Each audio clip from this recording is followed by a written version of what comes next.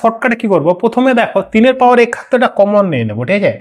3 এর পাওয়ার 71 যদি আমরা কমন নিয়ে নেই তাহলে পরে পড়ে থাকে কিনে 3 এর পাওয়ার 0, পরেরটা 3 এর পাওয়ার 1, ঠিক আছে। তার 3 এর পাওয়ার 2 পড়ে থাকবে, 3 এর পাওয়ার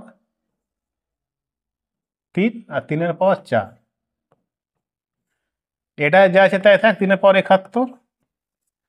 এটা দেখো আমরা জানি যে কোনো কিছুর পর 0 থাকলে পরে 1 হয়ে যায়, এটা 3 হয়ে যায়, এটা 9 হয়ে যায়, এটা 27, আর এটা হবে 81।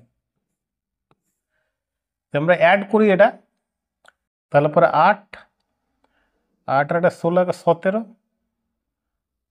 17 3 20, 21, 21-এর 1, আর এইদিকে দেখো 10 11 12, মানে হচ্ছে 121,